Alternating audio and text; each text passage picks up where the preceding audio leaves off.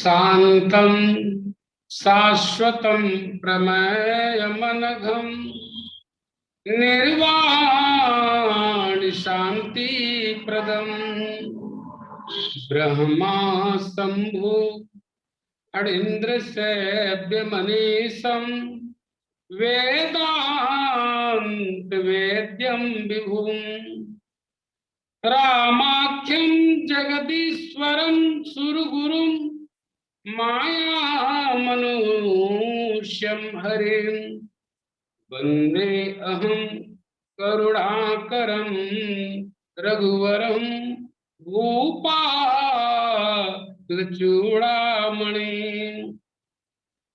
लोकाभिरामं रणरंगधीरं राजीवनेत्रं रघुवंशनाथं कारुण्यरूपं करुणाकरन्तं श्रीरामचन्द्रं शरणं प्रपद्ये। प्रेम से बोलिए लखन सिया राम चंद्र की जय। भगवान की बहुत बड़ी कृपा है कि छत्तीसगढ़ सहित देश के बड़े बड़े विद्वानों के द्वारा नित्य निरंतर प्रभु की पावन कथा की अविरल धारा इस लिंक में बह रही है। मेरा भी परम सौभाग्य है कि आज अपने वाणी को पवित्र करने का सौभाग्य परमात्मा ने मुझे प्रदान किए हैं। आइए प्रस्तुत प्रसंग जामवंत के वचन सुहाए सुनी हनुमंत हृदय अति भाए।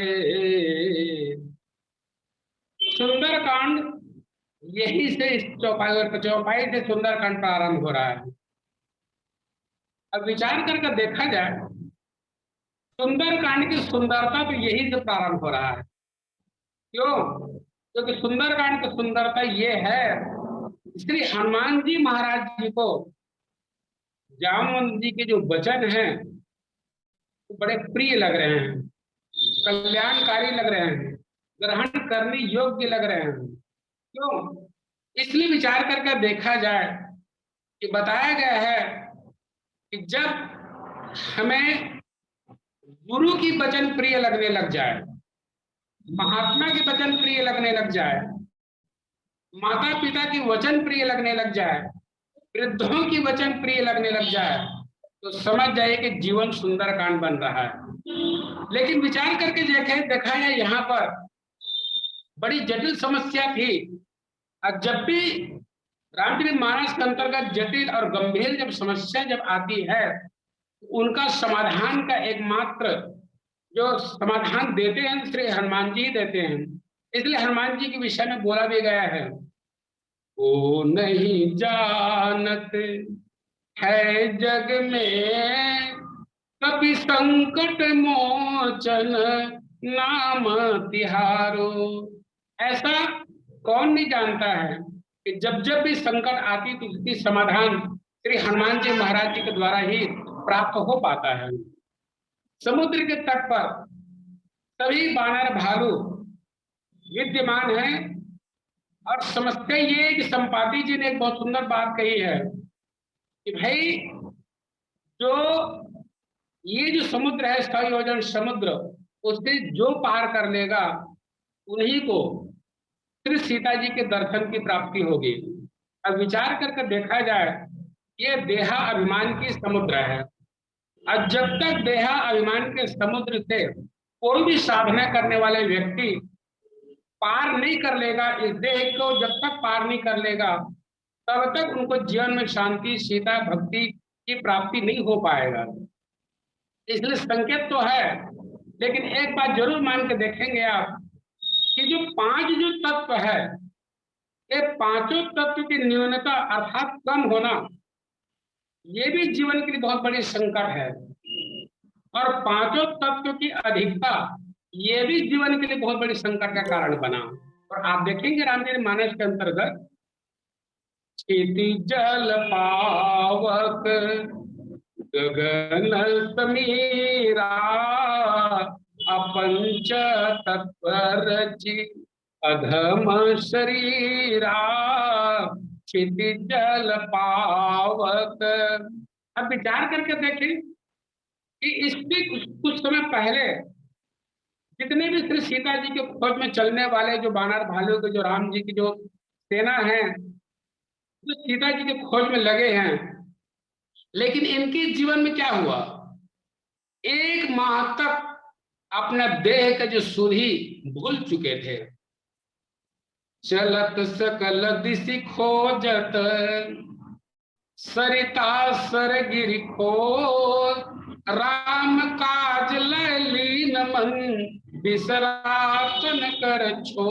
सब भूल गए थे, लेकिन उनके जीवन में जल की कमी, जल की समस्या आ गई, क्योंकि पानी के बिना, जल के बिना ये समस्त श्री सीता जी के खोज में चलने वाले ये समस्त बानरी दल के जीवन बड़े संकट में आ गए। तो उनके संकट की समाधान किया कौन? तो श्री हनुमान जी के महाराज जी किए। ये पूर्व की प्रसंग है किष्किंधा कांड की। लेकिन आगे के जो प्रसंग में यदि हम देखने का प्रयास करते हैं, तो समुद्र के तट पर समुद्र जो है जल की अधिकता है, माने जल की न्यूनता, ये भी जीवन के लिए बहुत बड़ी समस्या बन गई। और जल की अधिकता जब आई, ये भी जीवन के लिए समस्या बन गई। और जब जल की अधिकता जब आ गई, ये भी जीवन के लिए बहुत बड़ी संकट जब बन गया, तो यहाँ पर आकर बड़ी समस्या आ गई कि जो इस 100 योजन के समुद्र को पार कर लेगा, उन्हीं को शांति, उन्हीं को भक्ति, उन्हीं को श्री सीता जी के दर्शन में प्राप्ति हो सकता है। और सभी लोग हैं यहाँ पर। अब सब लोग जो अपने अपने बल के बारे में बखान करते हैं, निज निज बल सब अकाहू भाषा अपार जाई करी असंशय राखा निज निज बल सब। सभी लोग अपने अपने बल के आत्म प्रवंचना, आत्म बखान कर रहे हैं। मैं क्या कर सकता हूं? तो यहां तक विचार करके देखा जाए कि कोई वर्तमान की बात करता है तो कोई भूतकाल की बात करता है। आप देखेंगे, विचार करके देखा जाए कि जैसे अयोध्या में वशिष्ठ जी हैं, जो ब्रह्मा जी के मानस पुत्र हैं, तो जामवंत जी ब्रह्मा जी के अवतार माना गया है। एक ब्रह्मा का मानस पुत्र है, एक ब्रह्मा का अवतार है।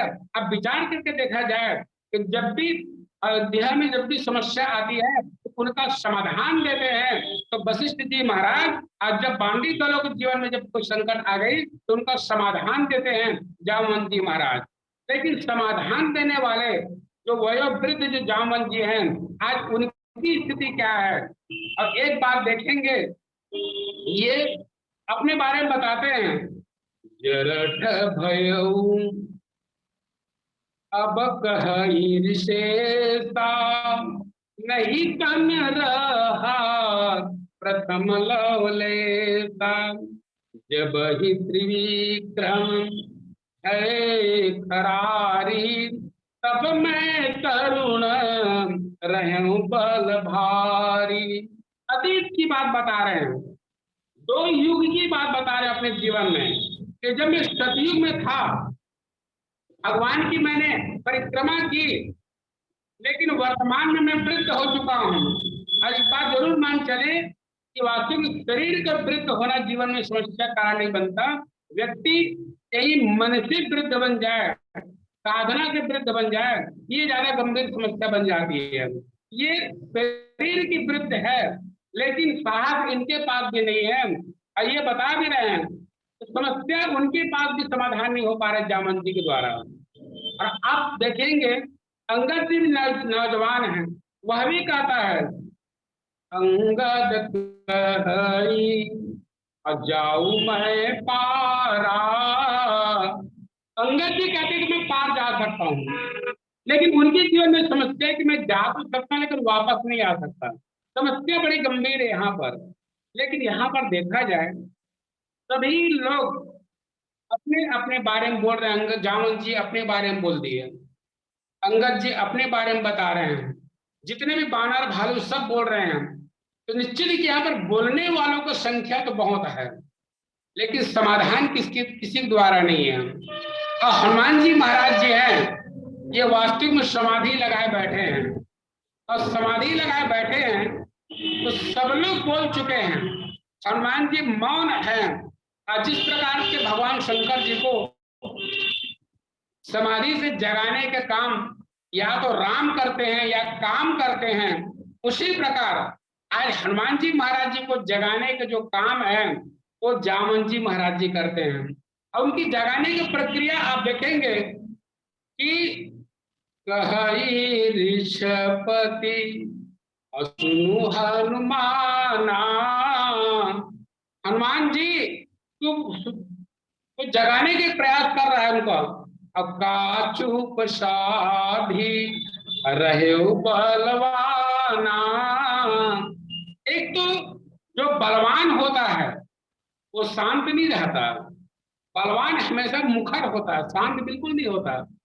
लेकिन जामन जी बता रहे हैं कि आप बलवान हो, आप बलवान होकर शांत हो, ये बड़ा आश्चर्य लग रहा है। लेकिन उनको जगाने की प्रक्रिया और है।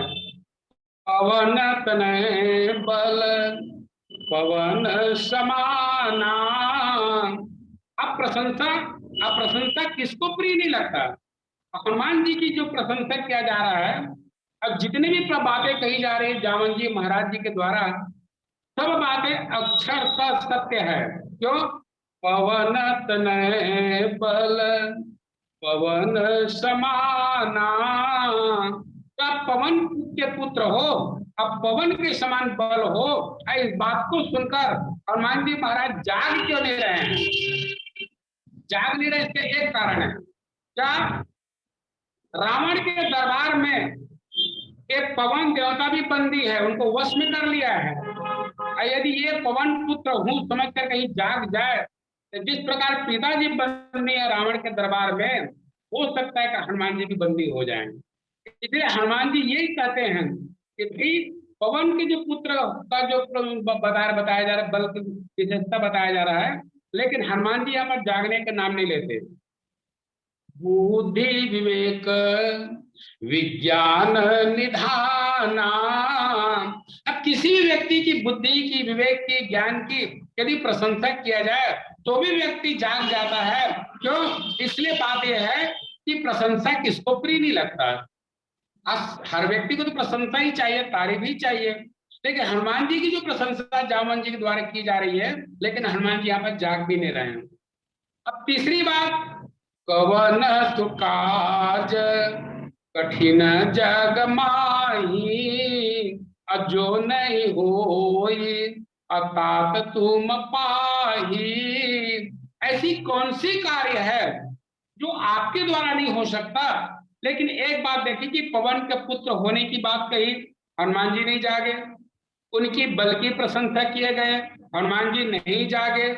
हनुमान जी की बुद्धि विवेक की प्रशंसा की गई, हनुमान जी नहीं जागे। और ऐसे संसार में कौन सी कार्य है जो हनुमान जी के द्वारा नहीं हो सकता। लेकिन फिर भी हनुमान जी नहीं जागे तो हनुमान जी जगे कैसे?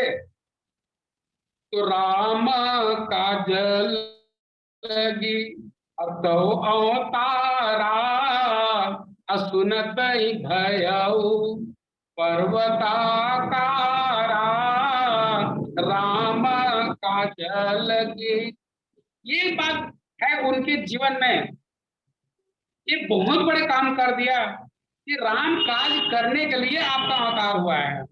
और एक बात जरूर मान के चलिए, ये सूत्र तो हनुमान जी के लिए है कि राम काज करने के लिए आपका अवतार हुआ है। लेकिन मूल रूप में यदि विचार करके देखा जाए कि संसार के जितने भी मानव जाति है, इनका जन्म लेने का एक मूल कारण यही है कि राम काज करने के लिए जन्म लिया है। चाहे वो व्यक्ति पुरुष हो, चाहे नारी हो, चाहे जिस भी जगह का रहने वाला हो, हर व्यक्ति के जन्म है राम काज करने के लिए ही वो जन्म लिया है। और एक बात मान के चलेंगे आप विचार करके कि हनुमान जी के बारे में बताया गया है कि राम रसायन तुम्हारे पासा सदा रहो रघुपति कर दासा। राम रसायन। और एक बात मान के चलेंगे, जिनके पास 6 विशेषता होता है उन्हीं के पास राम रसायन होता है। 6 विशेषता कौन कौन सा? संयमे च, शीलम च, धैर्यम च, वेदांत विवेकिना, अन्वेषणम शांतिम, सेतु बंदेश च, खदैत रसायनम। इसका अर्थ है संयमे च, अर्थात राम काज या राम रसायन उसी व्यक्ति के पास होगा जिसके जीवन में संयम हो। और हनुमान जी के जीवन में संयम आप देखेंगे आप कि लंका के दृश्यों को जब अवलोकन करते हैं, नर नांग सुर गंधर्व कन्या, रूप मुनि मन मोही। अब एक चीज देखिए, लंका में सौंदर्य है, लंका में धन है, लंका की खूबसूरती के वर्णन लाजवाब है। कोई भी बड़े बड़े ऋषि मुनि साधु संत यदि वहां पहुंच जाए, अंगद जी भी जानते हैं कि एक बार यदि मैं लंका चला जाऊं तो वापस शायद मैं नहीं हो पाऊंगा। ऐसे मोह माया से ग्रसित और जीवात्मा को अपने आकर्षित करके वशीभूत करने वाले जगह है। तो वहां पर संयम, हनुमान जी की संयम है, जो वहां के किसी प्रकार के सौंदर्य को देखकर वो आसक्त नहीं होते। तो राम रसायन उसी के पास होता है जो संयम होना चाहिए, और हनुमान जी के पास संयम है, पहला विशेषता। दूसरा शीलम च। अब विचार करके देखा जाए, हनुमान जी के शील तो देखने लायक है। रावण के दरबार में विनती करऊं जोरी कर रावण, विनती करऊं। अब विचार करके देखें, अतुलित बल धामम, जिनका बल की तौल नहीं हो सकता, और जिसके पास बल की जो चरम सीमा है, जिसका तौल ही नहीं है, ऐसे बलशाली जो पहाड़ उठाने की सामर्थ्य रखता हो, समुद्र पीने की सामर्थ्य रखता हो, सूर्य को ग्रहण करने की सामर्थ्य रखता हो, और ऐसे ही व्यक्ति शीलवान। और निश्चित मान चलिए कि बल के स्वभाव तो शील में है, बल जरूर हो लेकिन शील होना चाहिए, और जिनके पास शील है तो उन्हीं के पास राम रसायन है। तीसरा धैर्यम क्या? धैर्य आप देखें, रावण अशोक वाटिका में जानकी जी के समक्ष विद्यमान है, और महाराज लंकेश जानकी जी को अपने वश में करने के लिए साम दाम दंड भेद ये चारों प्रकार के नीति का उपयोग करते हैं। लेकिन विचार करके देखा जाए कि यहाँ तक चंद्रहास खड़गे को निकाल कर सीता जी की वध करने के लिए रावण दौड़ पड़ते हैं, लेकिन वहां पर भी श्री हनुमान जी महाराज अपने धैर्य की परिचय देते हैं, धैर्य की परिचय देते हैं। ये धैर्य उनकी। अब विचार करके देखें, वृतांत विवेक ना, चौथा जो विशेषता है, जो राम रसायन जिनके बारे में बताया हनुमान जी के विषय में, वृतांत विवेक ना, कि बोलने में संवाद कला में हनुमान जी के समान बोलने वाला अद्भुत कला वाला और कोई हो नहीं सकता। आप देखेंगे भगवान राम और हनुमान जी की जो प्रथम मुलाकात होती है, क्या गजब के हनुमान जी की वार्तालाप है, जो व्याकरण पे आधारित वेद मत शास्त्र सम्मत ऐसे ऐसे शब्दों को प्रयोग कर पाते हैं कि ऐसा आचार्य, ऐसा ज्ञानी, ऐसा संवाद प्रस्तुत करते हैं कि भगवान भी इनके वार्तालाप को सुनकर कायल हो जाते हैं। ऐसी बोलने की कला इनके पास है। श्री जानकी जी के पास हनुमान जी की बोलने की कला है। आप विचार करके देखें कि लंका में अशोक वाटिका में है और किस प्रकार की भाषा शैली की हनुमान जी प्रयोग करते हैं। अरे विचार कर देखा जाए, भाषा तो बड़े सुंदर है, भगवान की सुंदर कथा को वर्णन करते हैं, लेकिन माता जानकी जब उनसे आग्रह करते हैं कि कथा तो आपकी बहुत सुंदर है, लेकिन ये नेत्र आपको देखने की इच्छा रखता है। और जैसे हनुमान जी जब प्रकट होते हैं, अब विचार करके देखें कि सीता जी अपने मुख मोड़ लेती है, लेकिन अपने वाक कला के द्वारा, अपने वाणी चातुर्य के द्वारा बोलने की कला हनुमान जी ऐसे महारत हासिल किए हैं कि विचार करके देखा जाए तो भगवान भी जब सुनते हैं तो उनके कायल हो जाते हैं। भरत जी भी सुनते हैं इनके शब्दों को कि भाई अब प्रभु चरित्र सुनावा मोही, और भगवान के चरित्र मुझे सुनाइए कह के आग्रह करते हैं। वृतांत विवेक ना, मैंने बोलने की कला हनुमान जी महाराज जी बड़े विशेषज्ञ हैं। पांचवा विशेषता अन्वेषणम तू शांति, अर्थात जो शांति की खोज करने वाला हो। जीवन में यदि सदगुरु तो वही है जो शांति की खोज में लगे हुआ हो और शांति की शांति को प्राप्त कर लेने में विशेषज्ञता हासिल किया हो, उसी को पास राम रसायन होता है। और छठवां जो विशेषता है कि सेतु बंदेश। अब एक बात विचार कर देखें कि सेतुबंध रामेश्वर पुल के जो निर्माण में हनुमान जी की रामचरित मानस के अंतर्गत उनकी विशेष योगदान नजर नहीं आती, लेकिन कौन से सेतु बंधों की बात करते हैं हम? सेतु बंधन के मतलब होता है कि जीवात्मा को परमात्मा से मिलन करा दे। इस प्रकार से हनुमान जी महाराज जी श्री सुग्रीव जी महाराज जी को भगवान से मिलन करा देते हैं, विभीषण को भगवान से मिलन करा देते हैं। ये बताया सेतु बंदेश रामायणम खडैते रसायनम, अर्थात जिनके पास संयम हो, जिनके जीवन में शील हो, जिनके पास धैर्य हो, जो वार्तालाप करते समय अपने धैर्य न खोए, जो शांति के खोज में लगा हो, जो भगवान से संबंध कराने वाला हो, ये 6 विशेषता जिनके पास होता है उसी के पास राम रसायन होता है।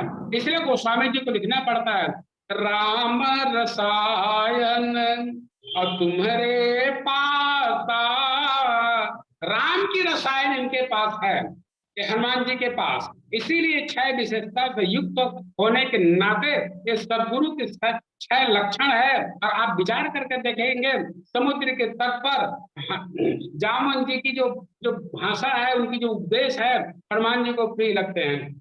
जामवंते के वचन सुहाए असुनि हनुमंत हृदय अति भाए। जामन जी महाराज जी की वचन हनुमान जी को बहुत प्रिय लगा, लेकिन विचार करके देखें थोड़ा देर के लिए, आगे चल के जब हनुमान जी महाराज जब रावण के दरबार में जब पहुंचते हैं और रावण को उपदेश देते हैं, ज्ञान की बात करते हैं, वैराग्य की बात करते हैं, भक्ति की बात करते हैं, प्रेम की बात करते हैं, तब विचार करके देखें हनुमान जी के द्वारा एक से एक ज्ञान से ओतप्रोत, भक्ति से ओतप्रोत, वैराग्य से ओतप्रोत दिव्य ज्ञान की चर्चा करते हैं रावण के दरबार में।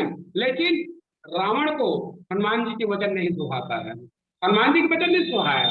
हनुमान जी को जामन जी के वचन सुहाते हैं, लेकिन हनुमान जी की वचन श्री जानकी जी को सुहाता है, हनुमान जी की वचन भरत जी को सुहाते हैं, हनुमान जी की वचन राम जी को सुहाते हैं, हनुमान जी की वचन अनेकों लोगों को सुहाता है, लेकिन हनुमान जी के वचन रावण को नहीं सुहाता है। अरे विचार करके देखा जाए, थोड़ा हम पीछे जाकर देखें, भरत जी जब आते हैं तो माता कैकेयी के साथ वार्तालाप होती है। अब माता कैकेयी की वचन श्री भरत जी को नहीं सुहाता है। जो अब विचार करके देखें कि भरत जी को वास्तव में गुरु महाराज वशिष्ठ जी की वचन नहीं सुहाते हैं। वो स्वयं कहते हैं अनुचित उचित विचारत जी जे पालहि पितु बहन ते भाजन सुख सुयस के बसहि अमर पति ऐन। भरत जेहि पितु देई तो पावै टीका जय पितु देई। भरत जी महाराज जी को न कैकेयी की वचन सुहाए, भरत जी महाराज जी को न वशिष्ठ जी की वचन सुहाए भरत जी को, न माता कौशल्या जी की वचन सुहाए, न भरत जी को जो सचिव है, मंत्रिमंडल है, कैबिनेट मंत्री है, इनकी वचन नहीं सुहाए। लेकिन विचार करके देखें, भरत जी की वचन है पूरी अयोध्या में सबको सुहाए। कौन सी भरत जी वचन बोल दिए जो सबको सुहाए? तो आप विचार करके देखेंगे, एक ही आंख यही मन माही, अपरात काल चले हूँ प्रभु पाही। भरत जी की यह जो वचन है कि कल प्रातः काल मुझे प्रभु के पास जाना है।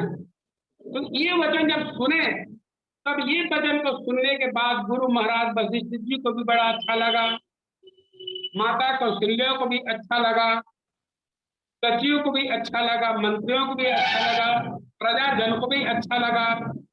अब प्रातः काल लखी निर्णवनी के, भरत प्राण प्रिय अभेद बही के।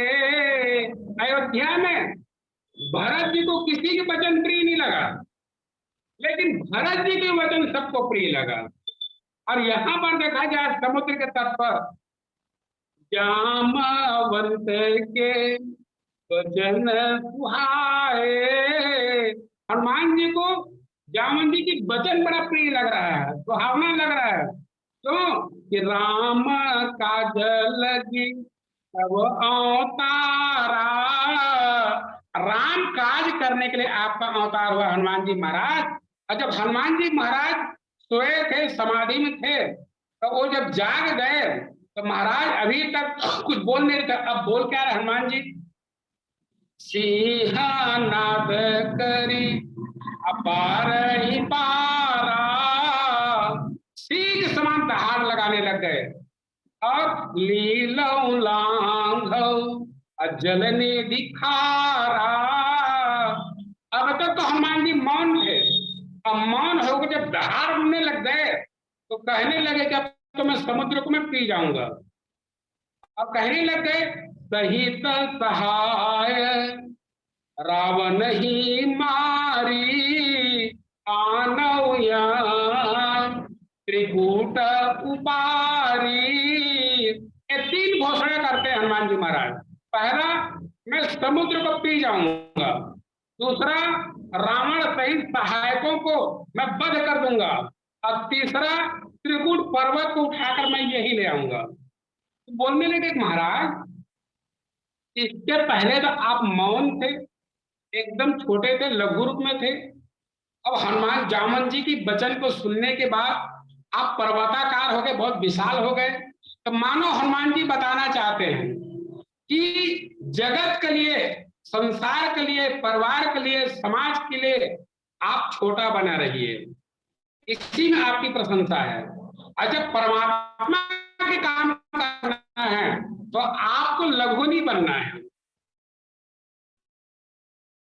तो बड़ा छोटा बनिए। घर के काम कर, जगत के काम करने के लिए छोटा बनिए और मौन रहकर काम करिए, मौन रहिए। लेकिन परमात्मा के जब काम करने का जब अवसर मिले तो व्यक्ति को बोलना चाहिए। और जब दहाड़ना है तो बोले महाराज अभी तक तो आप मौन थे, अब दहाड़ क्यों रहे हो? तो हनुमान जी को बोलेगा क्या अपने बल से दहाड़ रहे हो? तो हनुमान जी बताना चाहते हैं, यदि अपने बल से दहाड़ना होता तो मैं कब जमाने का दहाड़ चुका होता। अब भी मैं दहाड़ जो रहा हूं ना, ये वास्तव में अपना बल से नहीं, ये राम के बल है। और जब राम के बल जब मिल गए तो निश्चित मान के चलिए कि दहाड़ छोटा नहीं होना चाहिए, दहाड़ तो जबरदस्त हो।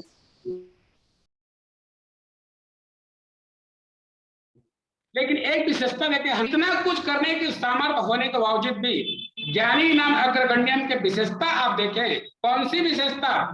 कि जामवंत में अब पूछो तो ही और उचित सिखावन, बीजो मोही जामवंत में। यही ज्ञानी व्यक्ति का, बलवान व्यक्ति का, सामर्थ्य व्यक्ति का यही सबसे बड़ी विशेषता है। जो व्यक्ति समुद्र को पीने की सामर्थ्य रखता हो, जो व्यक्ति रावण के सहायक सहित वध करने का सामर्थ्य रखता हो, जो त्रिकुट पर्वत को उठाकर यहीं पर लाने की सामर्थ्य रखता हो, इतनी सामर्थ्य होने के बावजूद भी ज्ञान की विनम्रता आप देखें।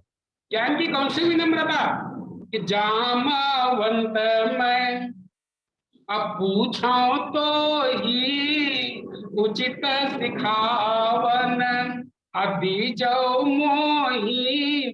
हे जामन जी महाराज, मैं परमात्मा की बल सामर्थ्य, उनकी कृपा, उनकी साधना से ये सब करने में मैं सामर्थ हूँ, लेकिन मेरे लिए उचित क्या है, कृपा करके मेरा मार्गदर्शन दे।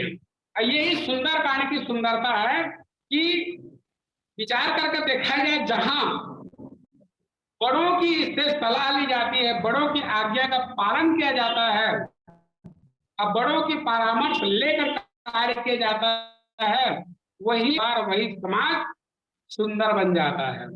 लेकिन लंका में आप देखेंगे, लंका कांड की विशेषता क्या, रावण को पता चलता है कि बानर भालू आ गए हमारे दरबार में, क्या करना चाहिए। तो यही कहता है कि नरक की भालू आहार हमारा। महाराज विचार क्या करना, बानर भालू तो हमारे आहार हैं, और भोजन करने में क्या विचार करना। अब ज्यादा करके जीवन में समस्या तब आती है कि भोजन ही हमारे जीवन में बीमारी का सबसे बड़ा कारण है, मृत्यु का सबसे बड़ा कारण है। इसलिए विचार करना चाहिए कि क्या खाएं और क्या ना खाएं, इस पर विचार करना बहुत जरूरी है। लेकिन एक बात जरूर देखें, हनुमान जी महाराज जी को यहाँ जामवंत जी की वचन बहुत प्रिय लगे, इतना आनंद हो गया कि पूछो मत। लेकिन एक बात जरूर देखें, रावण को कभी उपदेश, सुंदर विचार विभीषण कभी दिया नहीं है, लेकिन जैसे हनुमान जी महाराज जी से शिक्षा पाने के बाद, ज्ञान पाने के बाद, सीख पाने के बाद उनके अंदर भी प्रवचन करने का ज्ञान आ गया, तो सोचे प्रवचन किसको सुनाया जाए।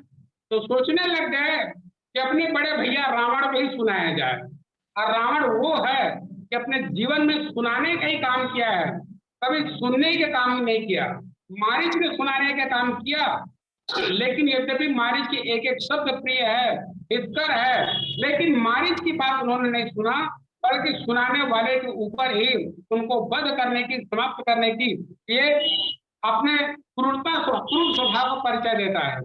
और विभीषण जी को देखें, काम क्रोध मद लोभ सब अनाथ नरक के पंथ। महाराज, ये काम क्रोध लोभ और मोह है, ये सब नरक के पंथ है महाराज। अब विचार करके देखेंगे कि रावण का अनेक चेहरा है, जैसे 10 सिर तो बताया गया है, तो आप बालकांड की रावण को आप देखें तो बालकाल के रावण बड़ा क्रोधी रावण है। बालकाल का रावण है, बालकांड में जो रावण है विजेता रावण है, सामर्थ्यशाली रावण है, लूटने वाला, डाका डालने वाला, हिकार करने वाला रावण है।